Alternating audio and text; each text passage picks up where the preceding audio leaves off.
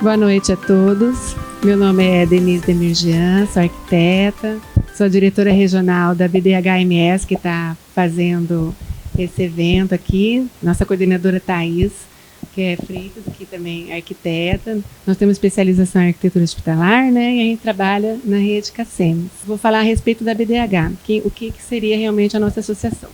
Ela é uma associação para qualificar os ambientes de serviços de saúde. Então, é a Associação Brasileira, né, para Desenvolvimento do Edifício Hospitalar.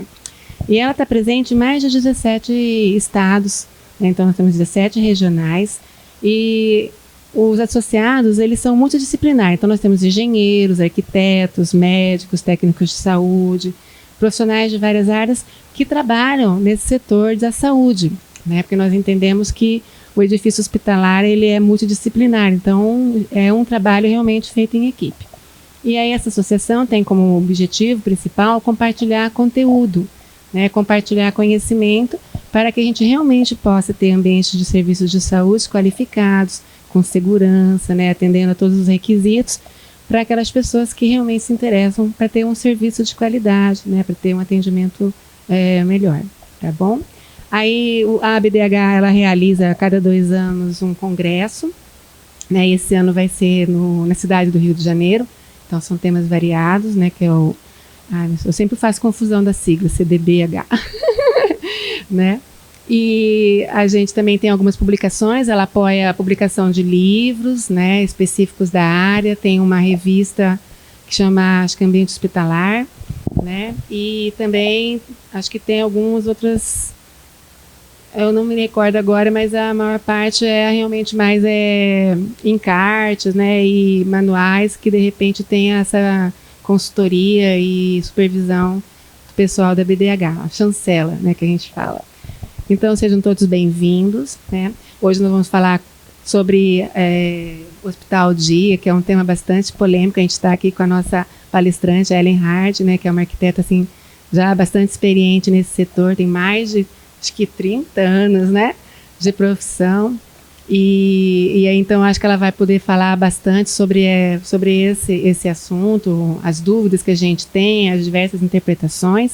Nós temos como apoiadores, né, até tenho que agradecer, né, a CACEMES, que nos propiciou esse espaço, né, que é o auditório, nos deu o apoio, o espaço, o coffee break, é o nosso apoiador, a Formato, a Office Formato também, que nos está prestigiando, né, e nos apoiando nesse evento, e a Target, que vai até fazer agora, né, a apresentação, que ela é uma empresa, vou deixar ela falar para não dar fora, né, que é uma empresa de vinílicos e mais algumas coisas, né, Márcia? Tá bom? Então, sejam todos bem-vindos, espero que vocês aproveitem o evento de hoje. É um prazer estar aqui com vocês essa noite, aqui na CACEMES, a convite também da BDH. A Target é uma empresa de pisos vinílicos, nós somos líderes mundiais na fabricação e distribuição de pisos vinílicos e somos associados da BDH. Então, algumas palestras da BDH, né, que a Denise explicou, a Target é patrocinadora. Bom, a Target é uma multinacional francesa, ela chegou aqui no Brasil em 2009, né, ela comprou a Fademac, a Target cresce por aquisição, comprando outras empresas. O nosso portfólio no Brasil, ele é composto e mais conhecido por os pisos vinílicos e carpete, mas o nosso portfólio internacional, a gente tem linóleo, borracha, grama, todos os tipos de revestimento, né? São 34 fábricas no mundo todo. São 34 fábricas no mundo todo, sendo uma aqui no Brasil, em Jacareí, no estado de São Paulo, onde a gente produz o LVT, as réguas. São 9 centros de reciclagem, sendo que um dos centros de reciclagem também está em Jacareí.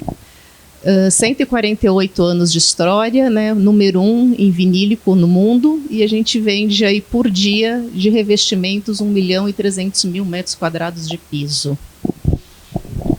Por dia, a nível mundial. Então a gente vai falar um pouquinho de sustentabilidade, né? O que é sustentabilidade para a Target? Ela está no nosso DNA já há muitos anos. A Target começou a reciclar em 1957 na nossa fábrica na Suécia. Então isso é uma coisa que está no DNA da empresa e a gente vem caminhando com isso. e hoje faz parte, né, o nosso principal pilar hoje dentro da Target é falar sobre sustentabilidade, né? Eu vou passar aqui um pouquinho rápido, mas aqui fala um pouquinho dos nossos selos, né, dos acordos globais que a gente tem sobre clima, o lançamento do nosso programa Restart, onde a gente recicla o piso que sobra na obra, o nosso próprio piso, a gente traz de volta para dentro de casa e recicla ele. Vou falar um pouquinho mais para frente. A gente em 2015 a Target assina a carta aberta, né, que apela à ação climática no Fórum Econômico Mundial. Ganhamos a medalha de ouro do EcoVadis em 2022. E aqui a gente vai falar um pouquinho da ação do Restart, né? Então, a gente, nas nossas 14 fábricas, das nossas 34 fábricas, 14 fábricas não enviam mais nenhum resíduo para aterro, né? Isso das 14 fábricas de fora. A gente já reciclou 112 mil toneladas de piso, né? Ou seja, desde 2010, 112 mil toneladas de piso não voltam para o aterro. E a gente tem os 8 centros de reciclagem, sendo um aqui no Brasil. O nosso programa Restart, a gente, né, traz de volta a sobra de obra, então aquela sobra de material não contaminado, né? Eu costumo dizer que aqueles famosos 10% que a gente precisa pôr de margem num projeto, ele não é contaminado com cola, com adesivo, então a gente pode trazer isso de volta para dentro de casa, existe todo um programa, que depois a gente pode até ali fora conversar um pouquinho mais sobre ele, e a gente traz esse produto de volta para casa, ele é triturado, né, dentro da fábrica e ele vira base para novos produtos das réguas fabricadas no Brasil. A gente já tem aí na nossa fábrica de Jacareí, ela também é uma das que faz parte do Aterro Zero desde 2022. Investimos em máquinas, né, de reciclagem. Primeira empresa nacional a ter o selo de pisos, né, a ter o selo Eu Reciclo nas embalagens. A gente usa já matéria-prima reciclada, então a gente compra muito esses blisters, né, das indústrias farmacêuticas, já faz parte da composição do nosso produto. E nós ficamos entre as 10 empresas mais comprometidas com segurança e meio ambiente no ano passado, dentre as 3.000 que estavam participando. Energia renovável, a nossa fábrica de Jacareí já consome energia de fontes 100% renováveis desde 2016. Nossa nova linha de produção, temos 3 linhas na fábrica, né, 3 estações, né, onde fazem os pisos. E a nossa portaria aí que já trabalha também com energia gerada pela própria fábrica. Então, para a gente, a questão da sustentabilidade não é só um discurso, né? A gente realmente leva isso no DNA, a gente prega isso dentro das empresas, né, de todas as fábricas. É um discurso hoje mundial da Target falar sobre sustentabilidade, sobre o respeito que a gente precisa ter com o nosso planeta, né? Então, aqui tem algumas conquistas da Target, né? Então, 97% da nossa matéria-prima recebe o selo Cradle to Cradle. Nossos produtos, 70% da nossa linha fabricada na Europa tem o EPD, e os nossos produtos nacionais fabricados em Jacareí, a linha Ambienta e a linha Enjoy, que são os LVTs em régua, também recebem EPD já.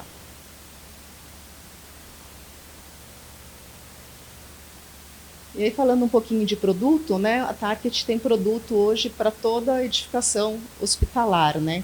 Então, a gente atende desde a área comum, das recepções, corredores, centros cirúrgicos, apartamentos, banheiros. Para todo o ambiente hospitalar, a Target tem o produto adequado para estar fazendo essas instalações. Eu vou falar hoje mais das nossas mantas homogêneas e das heterogêneas, que são as mantas mais usadas, né, no ambiente hospitalar. Então, nós temos 4 linhas de manta homogênea, uma delas é o IQ, né? Ela tem uma tecnologia exclusiva de restauração do piso, né? Então, o piso, quando fica riscado, um pouco danificado, a gente consegue restaurar esse piso sem ele perder em espessura, né? E o piso fica como novo. E esse restauro é feito a seco, né? Então, não é um polimento, é um restauro do piso, né? Feito de tempos em tempos, vai depender da abrasão que esse piso sofre, né? mas ele é restaurado e fica como um piso novo. No mercado e na Target, esse é o único produto que pode ser feito essa restauração a seco. É um piso homogêneo, não sei se todo mundo sabe o que é um piso homogêneo aqui. O piso homogêneo é uma massa, né? Eu brinco que é uma massa de bolo, coloca tudo ali dentro de um caldeirão, mistura e depois ele sai e vai ser calandrado, né? A gente está com todos eles ali fora para vocês darem uma olhada depois. E um pouquinho mais para frente a gente vai falar do piso heterogêneo, né? Que é um piso aí feito em camadas, né? São diversas camadas e a última camada é uma capa de uso, que é onde acontece o desgaste do piso. Aí nós temos a linha Eclipse, que também é um piso homogêneo, ele tem um tratamento de PUR reforçado, eles não precisam de enceramento, nem o IQ, nem a linha Eclipse. A gente tem a linha Standard Plus, que a gente está relançando ela, na verdade, ela tinha poucas cores, agora a gente está trazendo para o Brasil com mais cores, são 30 padrões. Ela recebe um tratamento de superfície, que é um PUR, né, um poliuretano. Ela também não precisa ser encerada. A gente vê muito em hospital o piso sem encerado, né? O ambiente hospitalar acha que o brilho, a cera protege mais, dá uma cara mais de limpeza, mas isso é mito, né? Os pisos não precisam ser encerados. E a gente tem uma outra linha também, que é uma linha homogênea, eu não trouxe ela aqui, que daí sim, é um piso também homogêneo, ele é em poliuretano, mas esse piso sim, que é o Vylon, ele precisa ser encerado, é o único piso da nossa coleção que realmente precisa ser encerado. Aí a linha Decode, né, que é a linha heterogênea, que ela recebe alguns padrões, né, a linha heterogênea, todo material homogêneo, ele sai ou com os riscos, como se fosse um direcionamento, ou ele sai com um desenho não direcional, né? No piso heterogêneo, ele recebe um filme, né? Então, que é o que dá a aparência aqui da madeira. No nosso caso, a gente tem ele imitando concreto, imitando fibra, né? Então, é onde acontece. Ele tem um desenho e depois ele recebe a capa de uso. Aí tem a coleção Flourish, que é uma coleção que lembra um pouquinho o tecido. E é isso. Bom, primeiro, obrigada a Denise pelo convite. Eu fiquei super contente quando ela me chamou, porque esse é um tema que é muito controverso, que eu entro nessa discussão com muita frequência. Nossa, e dá cada discussão. E vocês vão entender por quê ao longo dessa conversa. Vou fazer uma pergunta para vocês. Irmãos gêmeos são parentes de primeiro grau? Não é. Diante da lei, eles não são. A gente vai pegar aqui nessa conversa e fazer uma pesquisa, um estudo de caso com a palavra hospital dia. Vamos botar ela em foco e olhar para ela com a maior profundidade que a gente puder, tá? Ela vai ser o nosso foco de estudo. E para fazer esse estudo, essa pesquisa científica que nós vamos fazer, a gente precisa primeiro do quê? De uma hipótese. Toda pesquisa começa com uma hipótese. A nossa hipótese vai ser esta. O hospital dia não existe. É uma ilusão. Será? Vamos ver se no final a gente vai concordar com isso? Então, o que a gente entende, cada um de nós, por hospital dia? Aqui mesmo, antes da palestra, teve gente que me deu alguns chutes, né? Ah, não, é hospital que só funciona durante o dia. É para procedimento que o paciente vai embora. É para procedimentos mais simples. Seja lá o que um procedimento simples seja, né? Eu recebi nas minhas redes sociais, deu tempo de eu fazer uma enquetezinha, assim, aí o pessoal falava assim, hospital de curta permanência. E eu perguntava, e o que é curta permanência? Vocês percebem como a gente não se aprofunda quando a gente define, né? E para a gente ter segurança na hora de usar o termo, a gente precisa realmente ir a fundo nele e ter uma definição realmente clara. Aí o que a gente faz quando a gente não tem certeza? Vai na internet. Aí a gente acha uns artiguinhos assim que as empresas fazem nos seus blogs, né? E que falam coisas fantásticas de Hospital Dia. Conheça essa revolução no setor da saúde. Olha as manchetes. Recuperação rápida e custos baixos, porque é no Hospital Dia, porque se não fosse, não seria, né? Dá essa impressão. E quando a gente se aprofunda, quando a gente lê realmente com atenção, a gente percebe que esses artigos todos são escritos por copywriters profissionais que pesquisam a legislação, pesquisam outros blogs que escrevem do mesmo jeito e acabam sendo meio que um copia-cola sem profundidade, de novo. Tá? E por isso que tem contradições nos conceitos. Então agora, nós, aqui, agora é a vez de vocês. O que vocês entendem por Hospital Dia? Denise, começa você, para tirar o gelo. Eu acho que é justamente o hospital em que você faz pequeno procedimento cirúrgico, né? Mas você não precisa dormir no hospital, você fica sem internação. Você vai lá, faz, fica um período de até, acho que 12 horas, não, 6 horas, agora não sei. Tem 24 horas. Então, depende da norma. Então, olha só, você falou de procedimento cirúrgico. Precisa, se for uma endoscopia, não é Hospital Dia. Não estou perguntando para você responder. Estou colocando as dúvidas porque a gente vai discutir isso juntos. Primeira coisa. Depois você colocou procedimento cirúrgico sem internação. O que é internação? Existe internação sem pernoite. Então, como assim? Oi? Ocupação de leito. Mas, por exemplo, um pronto-socorro, leito de observação que não permanece no pernoite, é leito. Né? Então, você percebe que eu não estou falando, olha, vocês não sabem nada. Não é isso. É que os conceitos estão todos nebulosos mesmo. Tá? É isso que eu vim mostrar para vocês. Não vou nem arriscar falar com a a vigilância sanitária está só observando, porque você deve ter as suas. Da questão da anestesia, né? A quantidade. Isso é outra questão. Não é nem a quantidade, mas o tipo. Qual é o tempo de recuperação anestésica, né? Então, você percebe que são vários critérios? São vários critérios. É cirúrgico ou não é cirúrgico? É internação ou não é internação? É pernoite ou sem pernoite? Porque tem norma, a gente vai ver, que chama de Hospital Dia até 72 horas de permanência. Como assim? E quando eu estava preparando a apresentação, eu lembrei do meu tempo de faculdade, que não tinha internet, celular, não tinha nada dessas coisas. Desculpa. E a gente estudava nos livros, né? Livros de papel.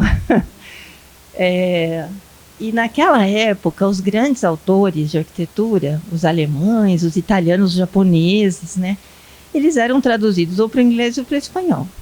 Como a minha língua natal é o espanhol, eu pegava as traduções para o espanhol. Era Gustavo Guilli, né, a Blume, as editoras espanholas. E aí eu comecei a ler esses livros em espanhol e aparecia uma palavra toda hora, hormigón. Hormigón, eu falava, mas hormiga é formiga.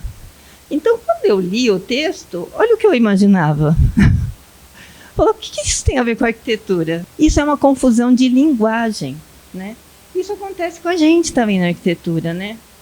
Peguei uns exemplos. A gente fala com o cliente, a gente fala uma palavra que para nós é, né, batata. E o cliente, pensa na formiga gigante, né? Então, aqui eu deveria ter colocado uma formigona armada. Então, assim, são exemplos que eu estou dando para vocês, para mostrar para vocês a importância do que eu chamo de alinhamento de linguagem. Tá? É que todo mundo, quando eu falo para você pé direito duplo, você imagina a mesma coisa que eu estou imaginando, senão não adianta nada. Né? A comunicação fica toda truncada. Então, é por isso que eu quis aprofundar com vocês esse conceito do Hospital Dia. Por que eu acho tão importante esse alinhamento de linguagem? Da minha experiência profissional, tem 2 motivos principais, tem vários, mas tem 2 que me incomodam mais, tá? Eu atuo na área privada agora, tá? Eu atuei muito em hospital público, mas agora eu atendo clientes privados que às vezes colocam herança de família no empreendimento, tá? Então é uma coisa importante para eles. E quando tem esses problemas de linguagem, uma das coisas que acontecem são investimentos desnecessários, que por vezes inviabilizam o projeto, tá? Às vezes acontece, quando a pessoa vê tudo que ela vai ter que fazer, ela fala, então não vai dar.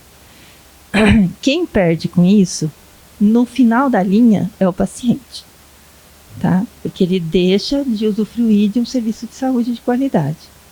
Por que investimentos desnecessários? Porque quando o conceito não está claro, ou a vigilância, tá? Ou às vezes o próprio médico ou um amigo do médico convence que tem que fazer algumas coisas que não precisa, tá?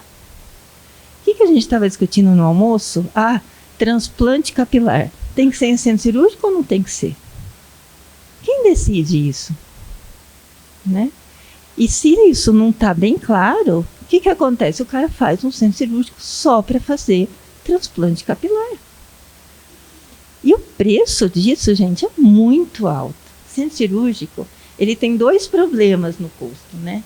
Um é que o metro quadrado é muito caro. E 2, que são mais metros quadrados para fazer a mesma coisa. Então é exponencial o aumento do custo. E a outra coisa que eu presencio é a confusão burocrática, né? Então, às vezes, o agente da vigilância, ele também não tem claro esse conceito. E ele não consegue decidir, ele sente a mesma insegurança que a gente. E vocês vão ver que ele tem toda a razão de estar confuso. Tem toda a razão. Só que ele tem que tomar uma decisão e tem que dar uma de que entende do assunto. Então, ele manda fazer isso, manda fazer aquilo, aí sai de férias, vai para outro analista e o projeto nunca é aprovado, a obra nunca começa. E no caso dos meus clientes, muitos deles estão pagando aluguel durante esse período. Então, a gente também tem que ser pé no chão, né? Tem que viabilizar os projetos. Agora eu vou precisar da atenção mesmo de vocês, porque agora nós vamos estudar, tá? Vamos aprofundar lá no microscópio na palavra hospital-dia. E a primeira fonte que nós vamos buscar são as leis e as normas, né? Que é o que vai definir para a gente o que é esse bendito de hospital-dia. Então, o primeiro lugar onde eu encontrei a palavra hospital-dia é uma publicação do Ministério da Saúde de 1985, é quando eu entrei na faculdade. E é uma espécie, não é uma lei, mas é uma publicação oficial, que é uma espécie de dicionário da saúde, publicado pelo Ministério da Saúde. Já naquela época, eles colocaram um conceito para hospital-dia. Um dos critérios que se repete é o tempo de permanência do paciente. Tá? É um dos conceitos. Agora, tem uns outros critérios que se confundem. Então, vocês vão ver que aqui é uma modalidade de assistência. Tá? Período diurno, só fala diurno. Então, se o paciente chegar às 5 da manhã e for embora às 9 da noite no verão, é diurno, certo? Aí, em 92, aparece uma específica para a saúde mental. Aí tem o seguinte, o hospital-dia psiquiátrico já existia em 1960. Tá? Eu achei na bibliografia, só que não tinha esse nome. E por que eles criaram essa portaria aqui, específica para a saúde mental?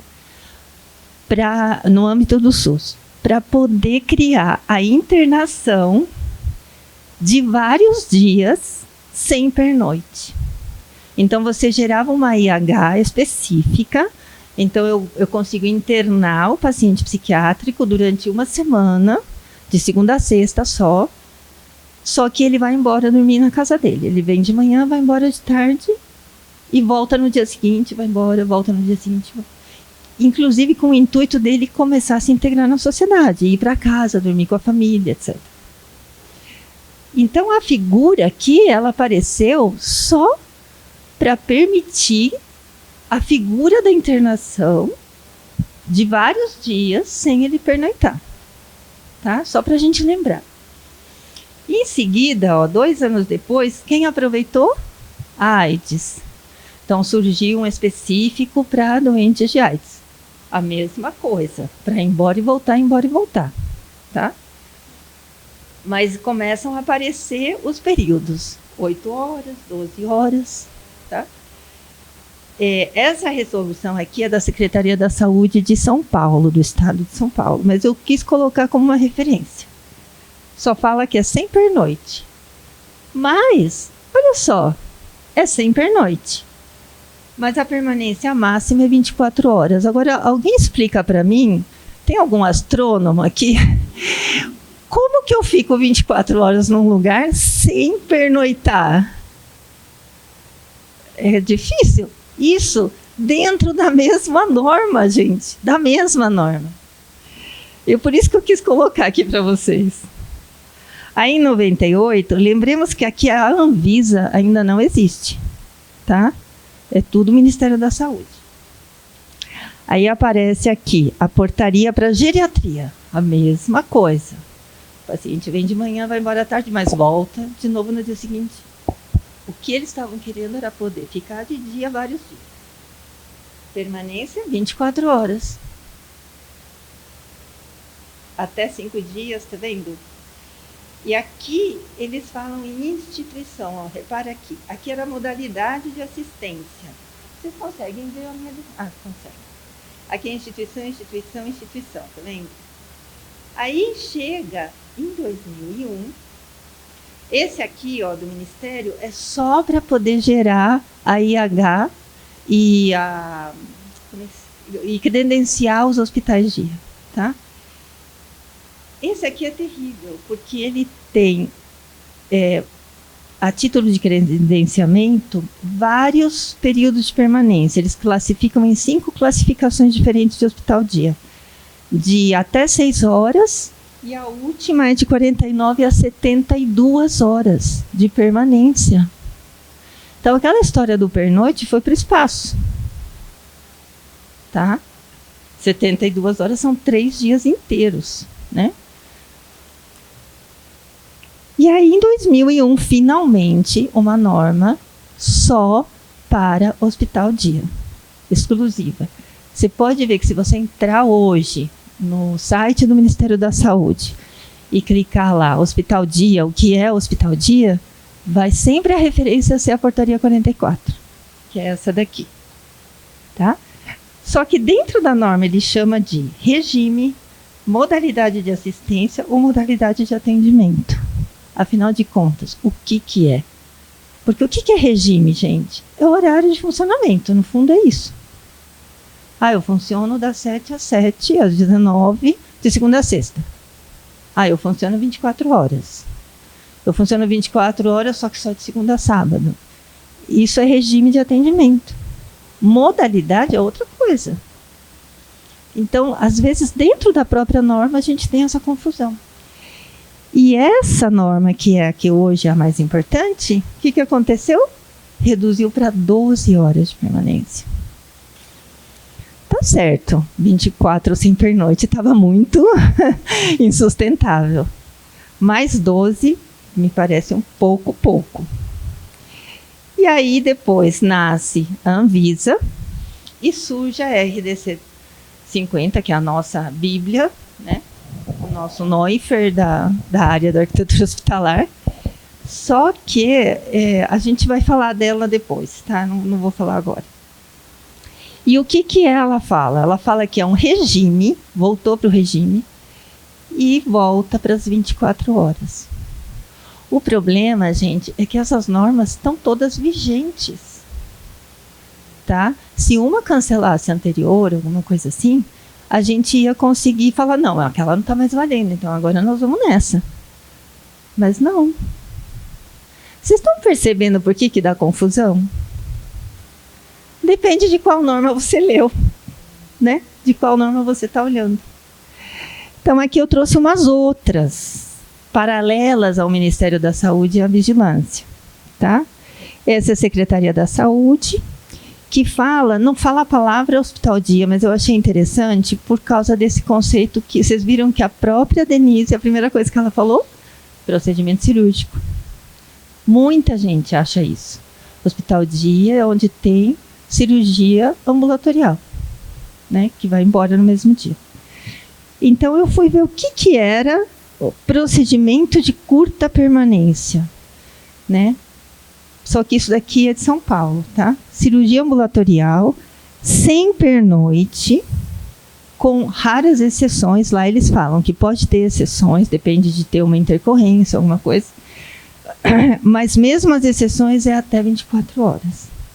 Só que na mesma norma, ele chama outras atividades de curta permanência 2 pernoites até 60 horas. Isso é o quê? Você chegar um dia de manhã, ficar mais 2 dias e até o final do 3º dia e vai embora. Tá? Isso são 60 horas.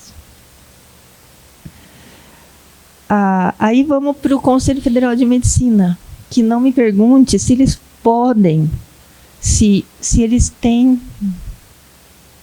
Tem uma palavra que eu estou esquecendo, vou lembrar depois, mas se eles podem pôr regras para infraestrutura em saúde, porque, na verdade, as regras deles são para a atividade profissional médica, né? Eles podem até falar para o médico, olha, quando não tiver tais condições, você não pode atuar. Você não pode fazer uma cirurgia se tiver daquele jeito o ambiente, por exemplo. Se o ar-condicionado da sala cirúrgica estiver quebrado, você não pode fazer a cirurgia. Tá. Então, eles estão regrando a atividade do médico. Mas eu não sei se eles podem dizer o que tem que ter ou não numa sala, num ambiente.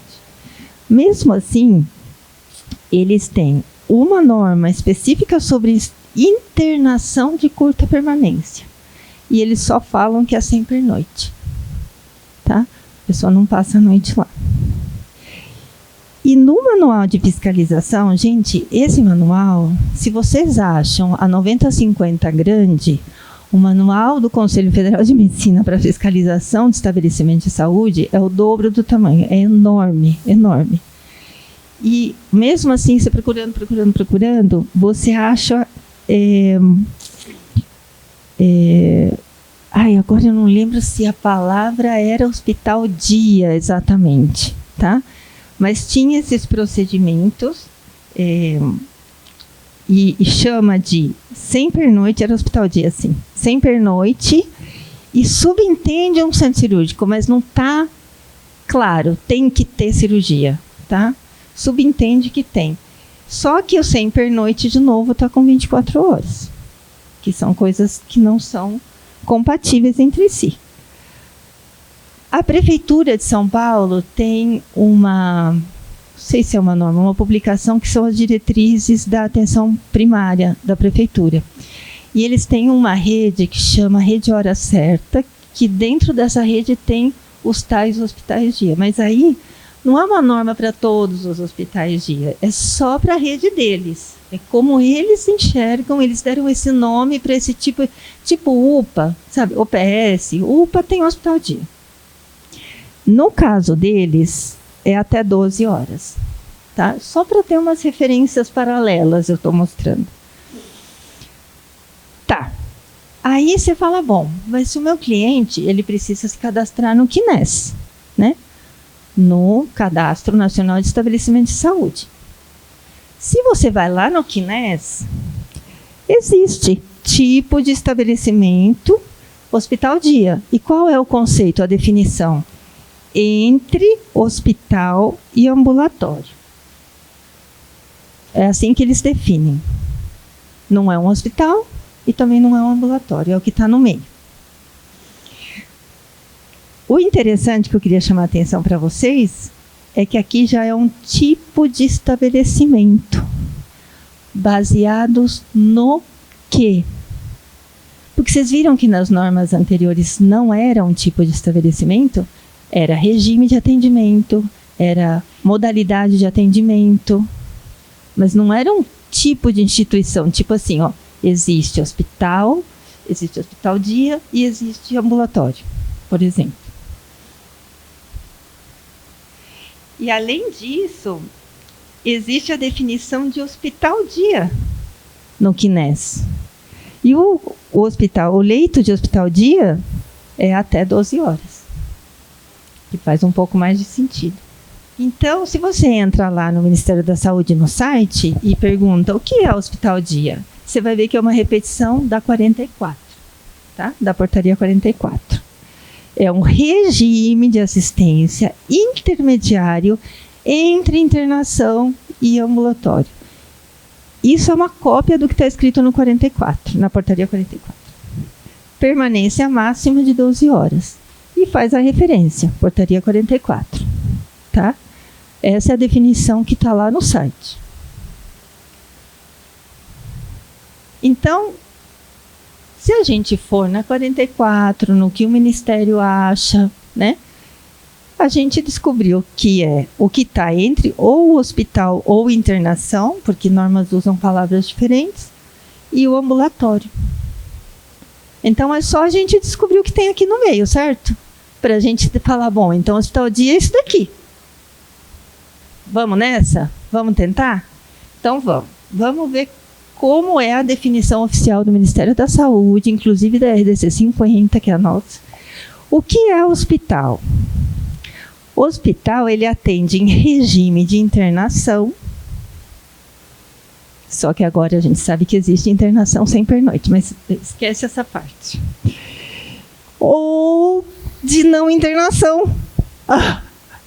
E agora? No caso de ambulatório. Outros serviços é o quê? Coleta de sangue, uma tomografia, né? E o que é internação? Já que é regime de internação, o que é internação? É um período igual ou maior que 24 horas. Então, se a gente voltar, vamos apagar aqui o hospital melhor, porque aqui tem ambulatório, né? E vamos ficar entre internação e ambulatório, certo? Então, aqui é 24 horas ou mais, certo? Beleza. Agora, vamos ver o que é ambulatório. Ambulatório é um regime de não internação. Ou seja, a definição é negativa, ela nega, eu sou tudo que não seja aquilo lá, certo? O que é assistência ambulatorial? Regime de não internação. Então, se internação é 24 horas ou mais, ambulatório é até de 5 minutos a 23 horas e 59 minutos. Tudo bem? O que ficou no meio aqui? Um vazio. Não tem nada. O que tem entre 23 horas, 59 minutos e 59 segundos e 24 horas? Não tem nada. Por quê? Porque o critério acabou ficando só no período de permanência. Vocês perceberam? É por isso que eu joguei aquela hipótese. Hospital dia não existe. É um fantasminha. Desculpa se eu estou dando um nó. Como se não bastasse, o meu cliente ele também tem que fazer um cadastro da empresa com os códigos CNAE. Para quem não sabe, é o cadastro Nacional de Atividades Econômicas. Ele tem que dizer o que a empresa faz, quais são suas atividades. E no CNAE existe a atividade, dentro de atividade de atendimento hospitalar, a atividade hospital dia ou day clinic. Então, tem cliente que já chega falando day clinic, eu quero montar uma day clinic. É que o nome é muito pomposo, gente, é muito atraente, né? Ele dá um status para a instituição. Mas só. Atividade de hospital dia. E ainda tem os convênios, os seguros de saúde. Eu tive uma cliente que eu fiz um hospital oftalmológico, um hospital dia oftalmológico, com centro cirúrgico, né, 2 salas cirúrgicas e tal, uns 12 consultórios e tal. Aí ela chegou para mim, Ellen, do jeito que está o projeto, eu consigo cadastrar como hospital dia? Eu falei assim, como assim cadastrar? Não é cadastrar, como credenciar como hospital dia. Eu falei, como assim? Ela falou assim, não, é que eu não vou falar o nome, mas era um seguro de saúde que era o que ela mais atendia, né? A maioria dos atendimentos eram desse mesmo seguro de saúde. E se for hospital dia, eles pagam mais. Eu falei, mas então a gente precisa entender quais são os critérios deles internos para classificarem vocês como hospital dia, porque é só isso, não existe o cadastrar como hospital dia, sei lá onde, né? Porque lá no CNES tem esse problema também, eles falam hospital dia como tipologia, mas não falam o que é, não tem uma definição, tá? E ela falou assim, não, mas não tem, eu perguntei, eles não têm, eu falei, mas então como que eles vão te credenciar como hospital dia? Então ainda tem essa, que é uma pressão financeira mesmo para o estabelecimento. Vocês entenderam por que as pessoas não concordam quando tentam definir o que é o hospital dia? Elas têm razão de não concordar. Porque depende do que você está lendo. Tá? Depende de qual norma você está procurando. No dicionário não existe, tá? Eu já procurei. Então, assim, quais são as dúvidas que aparecem? Primeiro, é regime, é tipo de estabelecimento, é uma modalidade de assistência ou é uma atividade econômica? É sem internação, mas com a IH, ou é com internação em regime de hospital dia? Que são os critérios que foram aparecendo. É com ou é sem pernoite? Dependendo do número de horas, o pernoite é inevitável. São 12 horas, são 24, são 60. Quantas horas de permanência? São muitas dúvidas. E essas dúvidas, elas geram insegurança regulatória, que a gente também conhece como insegurança jurídica, né? Quando você não sabe como vai ser o veredito, no nosso caso, da vigilância sanitária. O que eles vão falar? É para ser ou não é para ser? É para ter tal coisa ou não precisa ter tal coisa? Vai ficar mais caro para o meu cliente ou não vai ficar mais caro? Então, atrapalha ou não atrapalha a aprovação de projetos? Que diferença faz para nosso projeto ter definição se é hospital dia ou se não é hospital dia?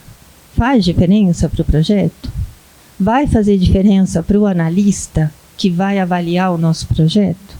O faturamento do cliente muda se ele for hospital dia? Ou ele fatura, na verdade, o procedimento em si? Na verdade, se é hospital, se é ambulatório, se você faz uma consulta, se você toma uma vacina X, num hospital ou na clínica de vacinação, o procedimento é o mesmo. Não é o estabelecimento que muda o procedimento. Na minha opinião, tá? Por favor. Pode ou não pode faturar a internação? Né? Ele pode falar que internou ou não pode? Ah, não, mas para internar precisa ocupar leito. Leito de RPA, de cirurgia ambulatorial, é um leito? Posso considerar? Ele está ocupando o meu leito, eu não consigo pôr outro paciente enquanto ele está lá. Posso considerar que é uma internação? E o que tem isso a ver com o seu ou não seu hospital dia? Se o paciente está ocupando um leito de RPA, de cirurgia ambulatorial, e eu vou faturar como uma internação, o que a palavra hospital dia tem a ver com isso? Com relação ao tempo de permanência, a gente descobriu que o hospital oficialmente é aquele que tem internação e que a internação tem 24 horas ou mais. Se for ambulatório, é não internação. E quando é não internação, a gente entende, não está escrito em lugar nenhum, mas a gente subentende que é menos de 24 horas. Com relação às atividades, não tem diferença. Ambos podem fazer cirurgia. Se for cirurgia ambulatorial, o próprio nome diz que é feita em ambulatório. É uma cirurgia ambulatorial. Ou seja, o paciente vem, faz a cirurgia, se recupera e vai embora para casa. Ambos podem fazer terapias. Tem terapias muito longas, gente. Tem infusões que duram 8 horas. Tem transplante capilar que o cara almoça no meio do procedimento, o paciente. Porque ele fica 12 horas fazendo. Ambos podem ter diagnósticos. Eu posso ter uma clínica de diagnóstico por imagem. Né? Aliás, tem um cliente assim no interior de São Paulo, que ele só faz diagnóstico. Só que ele faz diagnóstico com contraste, com anestesia, com sedação, mas o paciente vai embora no mesmo dia. É hospital dia ou não é? Que diferença faz? Ele fatura pelo procedimento. Ah, mas e se tiver uma intercorrência? Intercorrência você pode ter no hospital e no ambulatório. E o importante é você ter todos os recursos necessários para estabilizar o paciente e transferir o paciente. Certo? Não tem nada a ver com o nome hospital dia. Desculpa. Então vamos parar para pensar. Por que a gente começou essa história toda?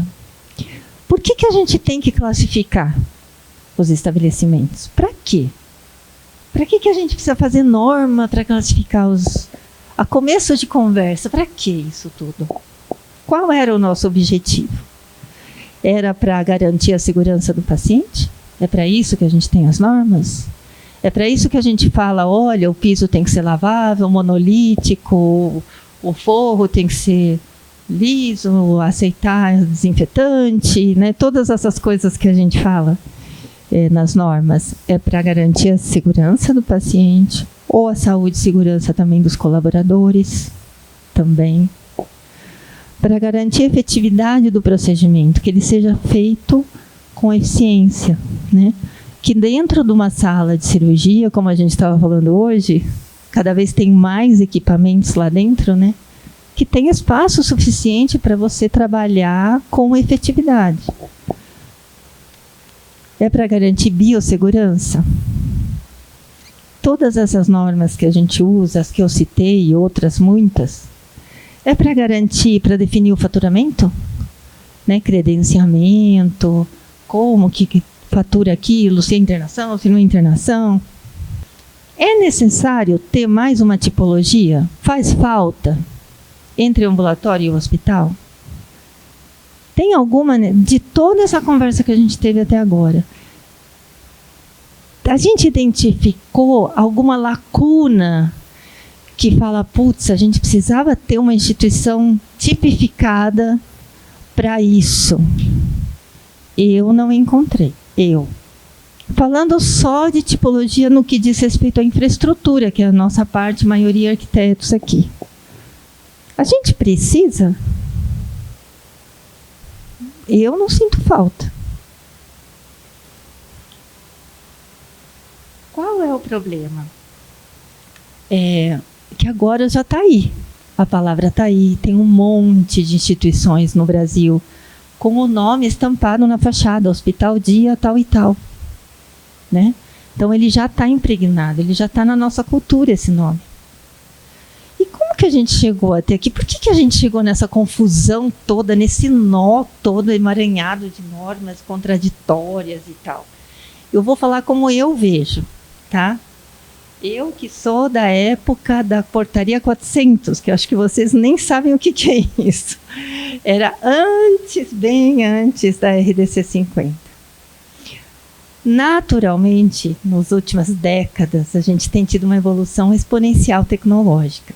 Isso, talvez na área da saúde, seja uma das que mais tem evoluído, né, de forma muito acelerada. Com essa evolução, ela permitiu que a gente tivesse cada vez mais procedimentos menos complexos, menos invasivos, menos arriscados, com menor risco, tanto em termos de biossegurança, quanto de ter intercorrências, com menos anestesia, ou com anestesias mais leves de recuperação rápida. Isso foi uma mudança de paradigma. E que não precisava de internação. Né? Então, assim, foi uma mudança muito grande. Imagina o pessoal que hoje é velhinho que atuava no hospital em que cirurgia era cirurgia. Era para entrar e abrir a pessoa. Você ia tirar um mioma, né, do útero, você tinha que rasgar a barrigona mesmo. E você ficava um tempão na RPA intensiva, depois passava para semi-intensivo e depois de 10 dias você saía do hospital. Agora, você faz uma laparoscopia de manhã e de tarde você está em casa. Então você percebe que para quem estava acostumado com aquela outra realidade, é uma mudança muito grande. Muito grande. Tinha infecção hospitalar para todo lado, era um caos, né? Para nós hoje, né? Para aquela época era super legal. Os resultados eram ótimos.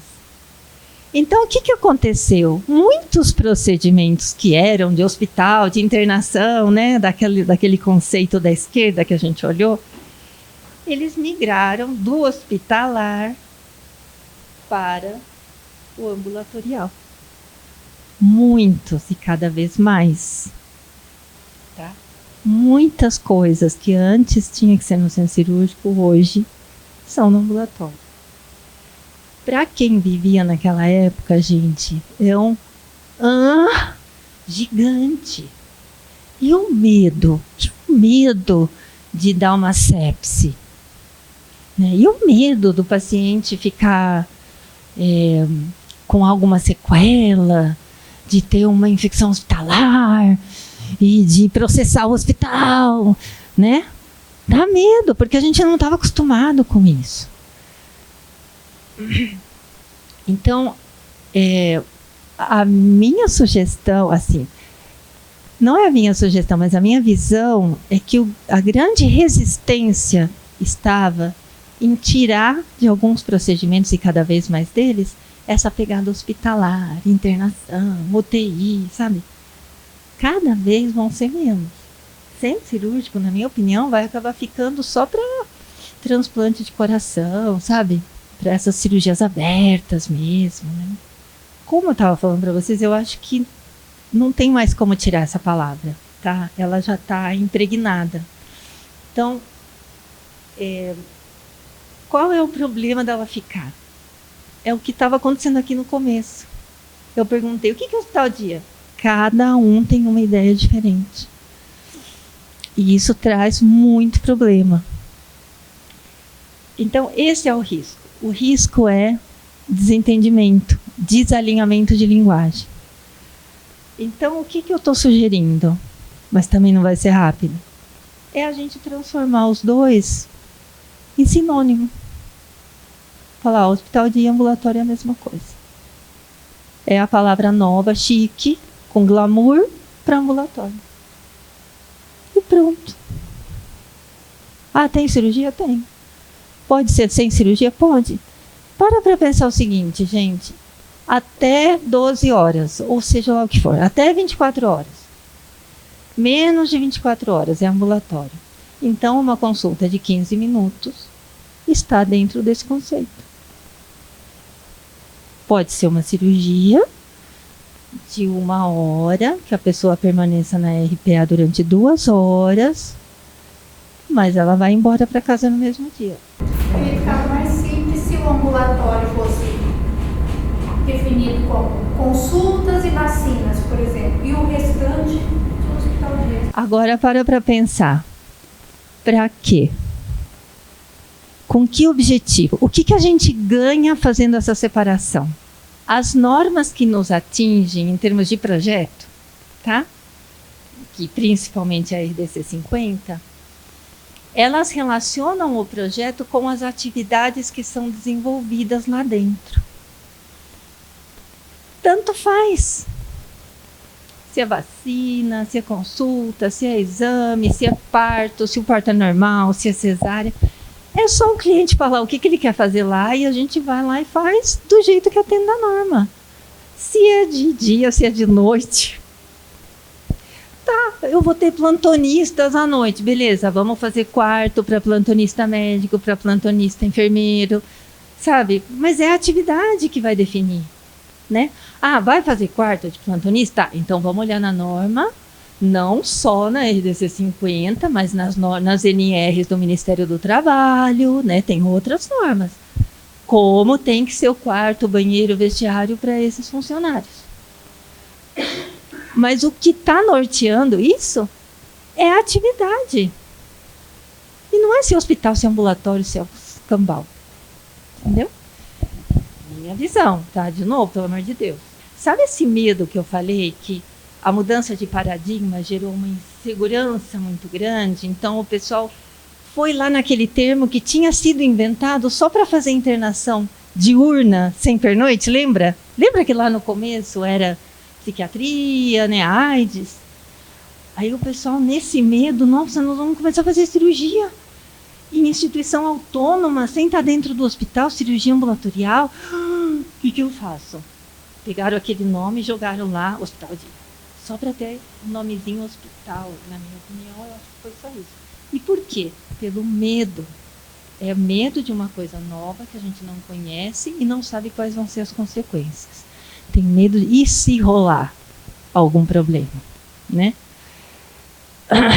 Então, entre outras coisas, para a gente superar esse medo, falta a gente migrar procedimentos cirúrgicos para fora do centro cirúrgico.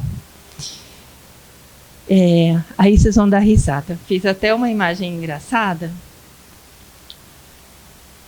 Esse é um conselho que eu dou para os meus clientes. Aí eu recebo, por exemplo, um cirurgião plástico, tá? Vou fazer meu consultório, mas a área de exame, eles chamam de sala de procedimentos. Essa é outra. Eu desafio vocês a encontrarem a palavra sala de procedimentos em qualquer norma. Não existe. Só que os médicos usam. Tá. Então, ele fala, não, eu quero fazer uma sala de procedimentos porque eu vou fazer pequenas cirurgias. Eu falei, meu Deus do céu. Nunca mais repita essa palavra, eu falo para eles. Se a vigilância vier aqui, você falar que faz pequenas cirurgias, você está ferrado, porque aqui não é centro cirúrgico. Mas se você for, e isso que não deu tempo de eu trazer aqui para vocês, se você for pesquisar o conceito de cirurgia, a palavra cirurgia, se o cara vou colocar um implantezinho subcutâneo, é uma cirurgia, porque cortou a pele. Esses preenchimentos que o pessoal não faz nem com médico, né? Faz com esteticista, é cirurgia. Então, mas o que acontece? Não estou generalizando, mas muitos analistas de vigilância falou a palavra cirurgia, é cirurgia. Então precisa ser no centro cirúrgico.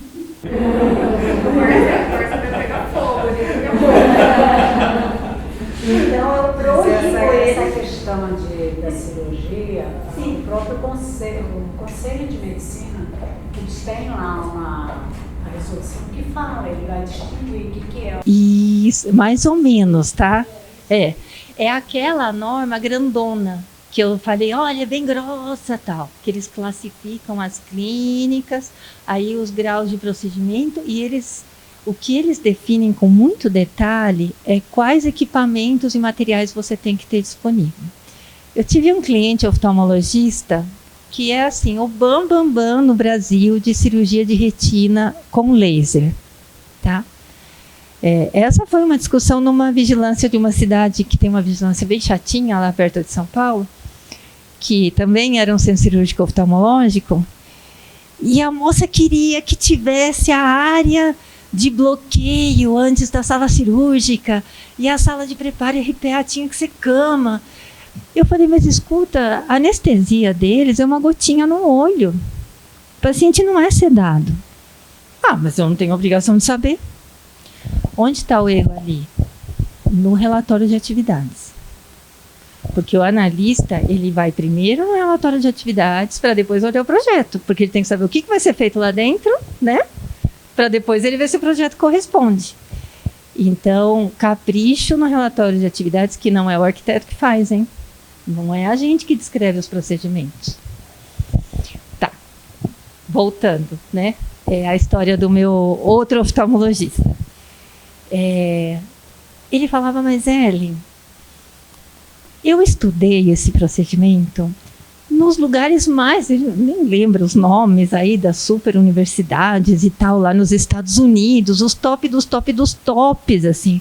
E eles fazem no consultório. Por que eu tenho que fazer um centro cirúrgico? Eu falei, isso não é a gente que define. É você que vai definir se você quer fazer um centro cirúrgico ou não. Ele fez, por quê? Cultura. Ele falou, como que eu vou falar para o meu paciente que no Einstein faz no centro cirúrgico e eu faço no consultório? Ele vai achar que eu sou biruta, que não tem segurança, que não tem biossegurança, por mais que ele seja super bambambam. Olha o custo dessa cultura. Gente, nós estamos falando de ar-condicionado de R$700 mil. Não é pouco dinheiro para uma sala cirúrgica. A gente tem que tomar muito cuidado, porque, não sei a experiência de vocês, mas a maioria dos meus clientes são médicos e não entendem nada. Não entendem nada de como funciona o hospital, de onde lava o material, onde esteriliza. Eles não têm contato com o backstage, né, com os bastidores do hospital. Então, o que acontece? Eles perguntam tudo para a gente. Pode fazer isso? Pode fazer aquilo? Será que cabe isso? Será que cabe aquilo? E a gente, na ânsia de agradar o cliente, a gente acaba querendo responder coisas que não é a gente que responde. Então, tenhamos o nosso limite claro, tá? Ele fala as atividades e a gente desenha um espaço para ele. Mas a atividade é com ele. E não é só isso.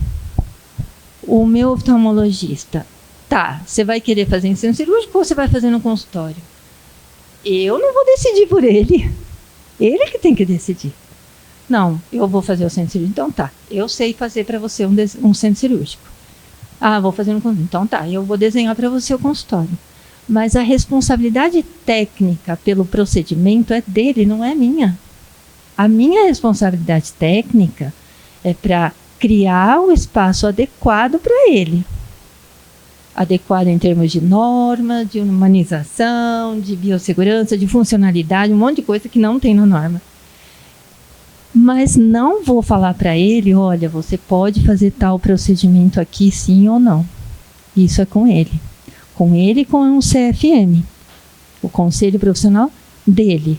Ele não é o responsável técnico pela instituição, ele que assuma.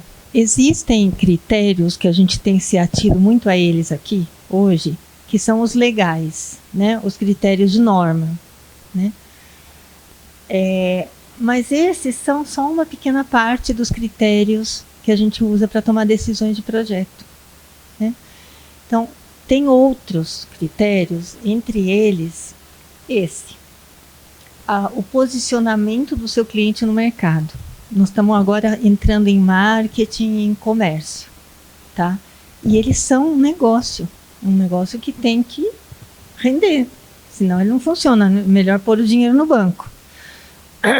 Então, por exemplo, eu tenho clínica odontológica que o foco é o paciente de convênios baratos, tá? Então, para isso, eles têm que ter um giro rápido, tem que ter muitos consultórios, né? E uma pegada que nem pode ser muito chique, porque espanta o cliente. O cliente não fica à vontade lá dentro. Então, você tem que tomar cuidado para ser um... Como é que chama aquele... Sou péssimo para lembrar as palavras. Aquela clínica popular, né? Esses assim, né? E de propósito você não pode caprichar muito, né? Para não inibir o paciente. Por outro lado, a gente tem clínicas, por exemplo, de reprodução humana, que é um tratamento caríssimo, né? Muito caro. Famílias vendem carro, vendem terreno para pagar o tratamento. Então, o cliente fala, Ellen, eu preciso ter um espaço condizente com o investimento que o cliente vai fazer. Porque eu não posso tratar um paciente... Eu sei que o que realmente agrega valor ao tratamento é o meu laboratório, que o cliente nunca entra lá. Ele nem sabe como é o laboratório. Então, o que acontece? É um procedimento super, sem uma transferência de embrião, uma punção de folículo. Gente, nem precisava ser em centro cirúrgico, tá? Mas o que acontece? Tem que ter a RPA, obrigatoriamente, tem que ter os leitos de RPA. O que eles fizeram? Eles fazem quartos individuais de RPA com banheiro privativo, o marido espera lá no quarto, enquanto a mulher está lá dentro no centro cirúrgico, com televisão, ela fica meia hora no quarto, tá? Mas tem quadros na parede, tem televisão, tem pia chique no banheiro, sabe? É tudo super chique, mas é uma pegada exclusivamente comercial. Tá? É um outro critério não menos importante, porque dele depende a viabilidade do negócio do meu cliente. Tá? E eu quero que ele prospere e me chame para ampliar depois. Então, assim, existem muitos critérios que não são da norma. Por exemplo, toda a questão da humanização, ela não está prevista na norma. Eu faço uns artiguinhos pequenininhos, assim, nas redes sociais, para chamar atenção para alguns detalhes de humanização que o pessoal não lembra. Por exemplo,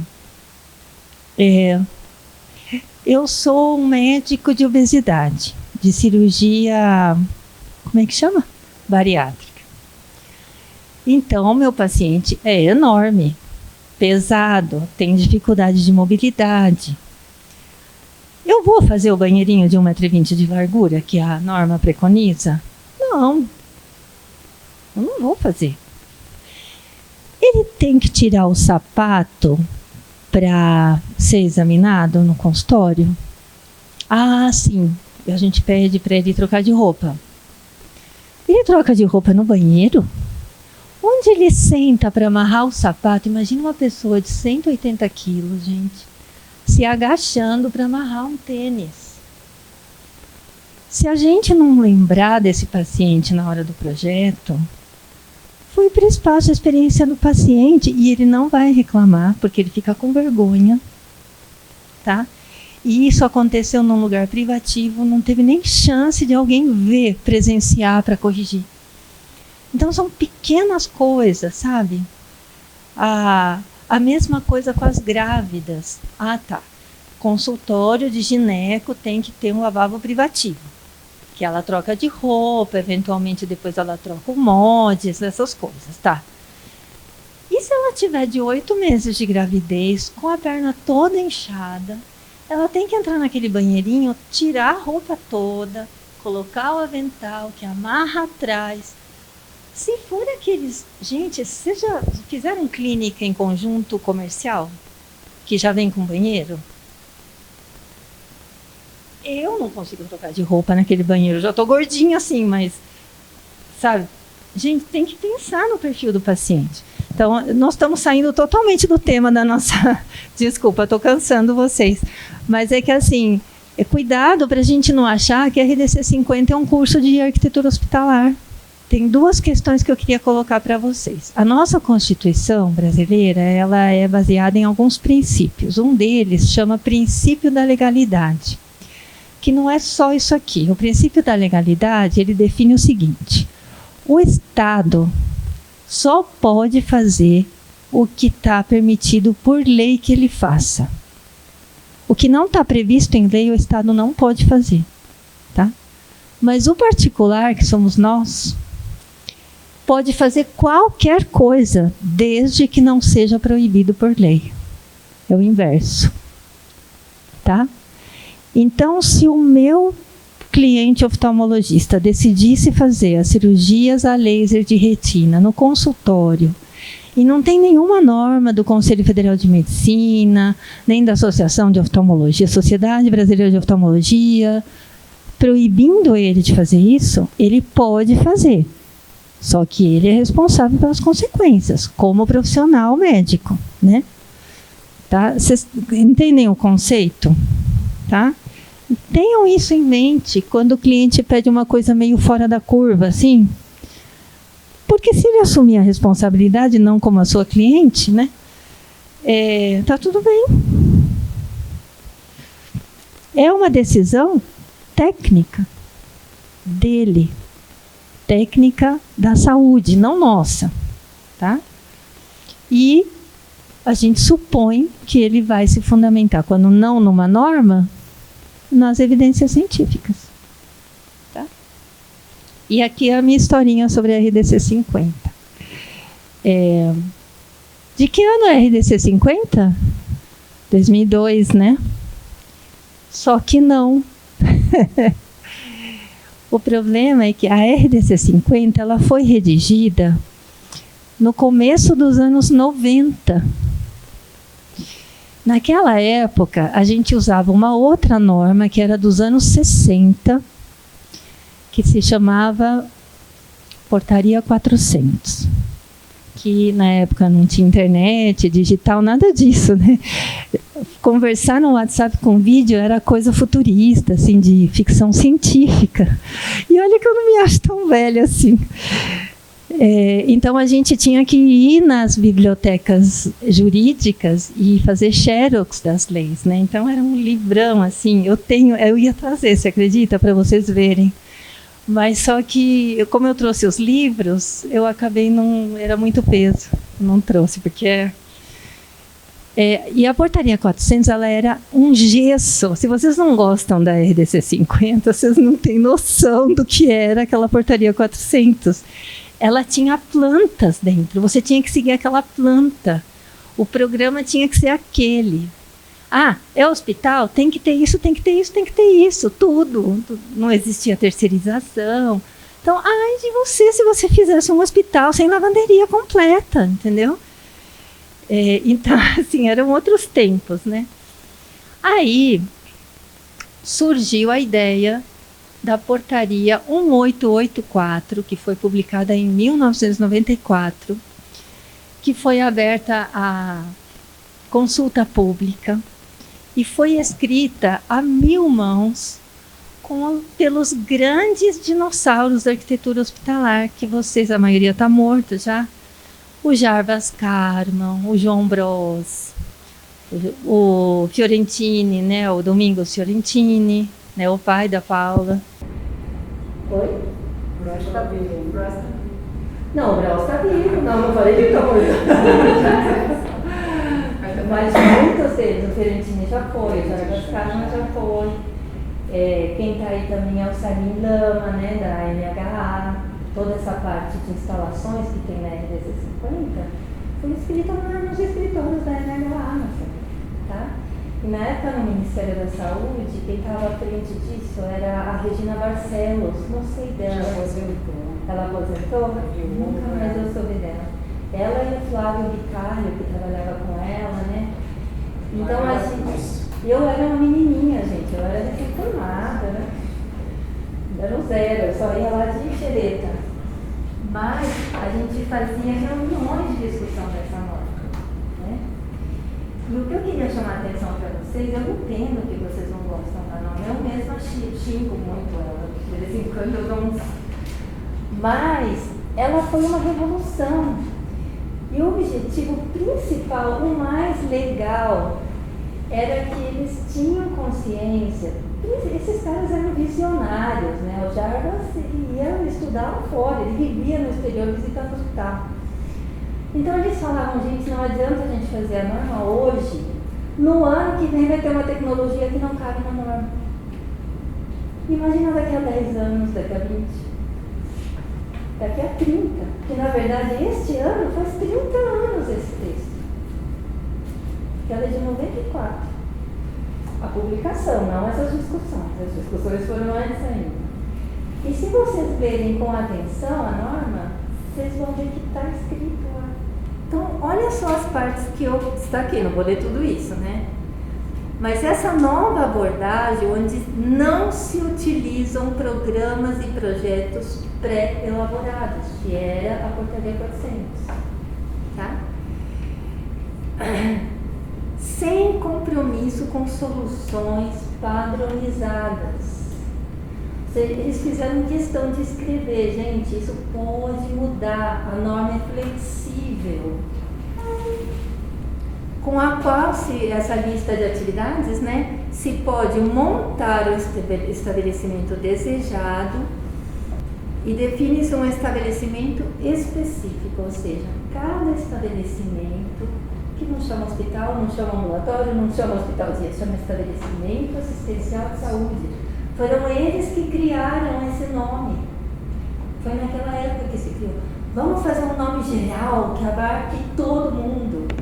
Então tá, não é hospital, não é clínica, não é ambulatório, não é hospital de é estabelecimento assistencial de saúde. Para quê? Para caber todo mundo, mesmo quem ainda nem existia. Procedimentos que ainda não existiam, tecnologias que ainda não existiam naquela época. A ideia era que a norma justamente fosse flexível. Selecionar as atribuições que participarão do programa de atividades de acordo com as necessidades da instituição. Por isso que se criou a figura do relatório de atividades. Porque com certeza iam ter atividades que nem estão previstas nessa lista. Então o cara descreve como que ele quer fazer as coisas e a gente faz o espaço adequado para isso. Tá? Convido vocês a lerem essa parte. Tá? A relerem. Tenho certeza que todos já leram, mas... E aí eu acho que é meu último slide, que é uma frasezinha do Kennedy. A maior inimiga da verdade é muito frequentemente não a mentira, mas o mito persistente. Falou, gente. Muito obrigada, viu, pela atenção de vocês.